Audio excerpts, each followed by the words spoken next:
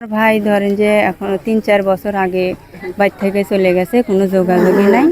চিনেন ভালো করে? হ্যাঁ, সঙ্গে বউ কয়টা? বউ দুটিয়া।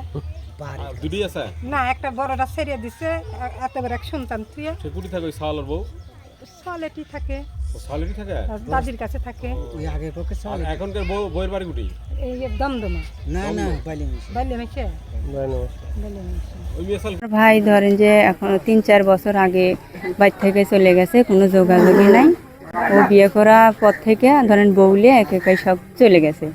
আর আমার সাথে কোনো বাপ মায়ের সাথেও কোনো লেনদেন নাই, আমার সাথেও কোনো নাই। বাপ মায়ের খাওয়ার খরচও দেয় না, কোনো মানে লেনদেনই নেই এর মধ্যে। ওই জায়গাতে আসেও নি কোনো দিন। আর চিনেন ভালো করে? হ্যাঁ, সঙ্গে বউ কয়টা? বউ দুটিয়া। বাড়ির দুটি আছে? না, একটা বড়টা ছেড়ে দিছে, এত বড় এক সন্তান তুই। সে কুটি থাকে ওই সাওয়ালের বউ? সলেটি থাকে, ও সাওয়ালেরই থাকে? দাদির কাছে থাকে। ওই আগের পক্ষে আর চলে এখনকার বউয়ের বাড়ি কুটি? এই যে দমদমা না না বাইলে মিশে বাইলে মেশে বাইলে মিশে বাইলে মেশে। ওই মেয়ে সাল কিরম পরের বউ? আরে বাবা, এখন ধরেন বিয়ে করে কিছুদিন পরে বিয়ে চলে গেছে। কিছুদিন মানে কতদিন আগে গেছে এই সিঙ্গার এখান থেকে কতদিন আগে গেছে? তো ওই মেয়ে সাল এখান থেকে গেছে তা 3-4 মাস। এই বোধহয় 1 বছর হয়ে গেছে।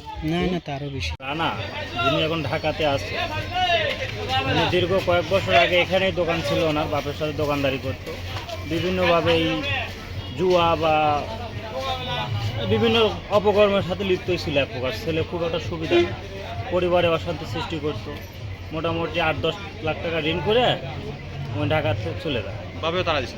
বাপে বাড়ি থেকে তারা দেয়, গ্যাঞ্জাম লাগাই দিয়ে চলে যায়। তারপরে মনে করেন আপনার ওইখানে থাকে, ওর বাপ অনেক কষ্ট করে আর নিজের বাড়ির জমি বিক্রি করে, জায়গা বিক্রি করে আর ঋণ পাতি শোধ করছে। এখন এই ছোট্ট একটা দোকান ভাড়া নিয়ে ভালো মানুষ।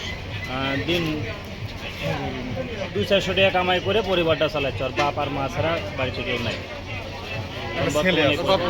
ওই রানার ছেলে একটা আছে, ও বিয়ে করছিল 2টা। হ্যাঁ, তো রানার যে ছেলেটা আছে, ছেলে ওর বাপই পাল্টি, 1 টাকা খরচও বাড়িতে দেয়। ওইখানেই থাকে, ওইখানে থাকি অপকর্মটা করে ফেলাইছে।